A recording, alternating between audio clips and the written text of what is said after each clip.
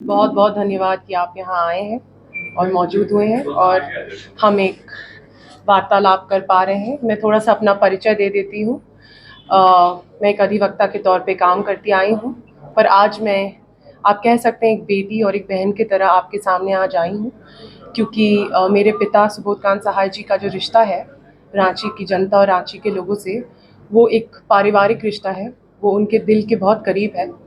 तो आपका प्यार समर्थन मैं भी उसी तरह लेने आई हूँ, आपकी बेटी और बहन की तरह। बहुत बहुत धन्यवाद। आज जो हम बातें करने भी आए हैं, वो बातें हम लोगों के मुद्दों के बारे में बात करेंगे। जैसे कि बेरोज़गारी, आप जानते हैं कि चरम सीमा पार कर चुका है, तो युवाओं के जो मुद्दे हैं वो, महिलाओं के जो मुद्दे हैं, क्योंकि मैं भी एक महिला हूँ तो समझती हूँ कि महिलाओं के जो मुद्दे हैं, महिलाओं का मान सम्मान, सुरक्षा, इनके बारे में बात करेंगे। रांची की प्रगति के बारे में बात करेंगे। यही सब बात करने आए हैं। Thank you. आप सबको पता है कि पिछले 10 साल में जो हो रहा है, कहीं ना कहीं बातें बहुत अच्छी हुई थी और मोदी जी के जो मार्केटिंग भी थी, उन पर भी हम सबका भी विश्वास था। लोगों को लगा कि 2014 में, आप कह सकते, बदलाव आया और बदलाव आने वाला था। पर अब 10 साल हो चुके हैं। अगर मैं आपको बताऊं तो मेरा पूरा, आप कह सकते हैं, अडल्ट लाइफ रहा है मोदी जी के राज में एक तरीके से। तो जो मैंने भी देखा है, महिलाओं के पास सुरक्षा नहीं है। जो जो बात हुई थी महिलाओं के मान सम्मान की, वो नहीं हो पाई है।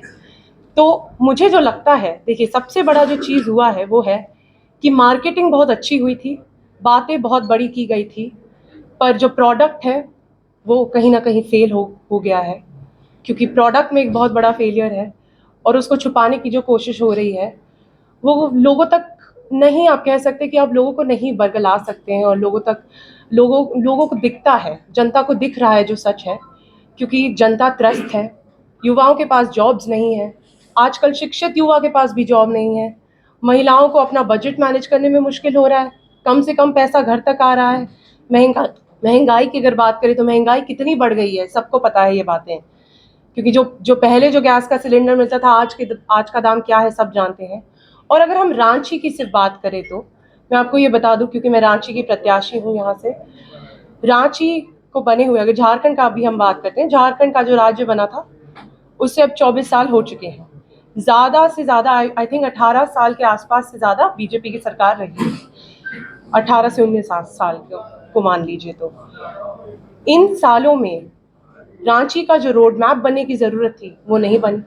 रिंग रोड जो बाहर का एरिया है, जो हम कहते हैं कि रिंग रोड, आउटर रोड बनने का जो ज़रूरत था, क्योंकि रांची का जो पूरा आप सिटी कहेंगे तो 53 वार्ड्स में वो सीमित है, ज़्यादातर लोग उसी में हैं।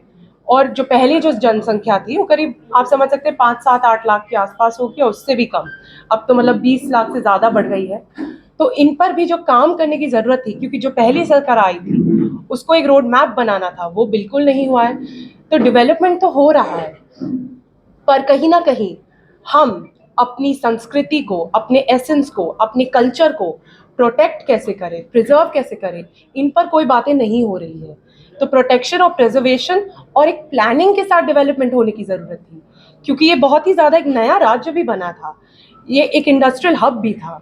और उसमें भी आप देख सकते हैं कि क्या हुआ है एचईसी के साथ, कि जो यहाँ की जो मदर प्लांट है और जो इंडस्ट्री है, वो कैसे उसका कहीं ना कहीं गला घुटते जा रहा है।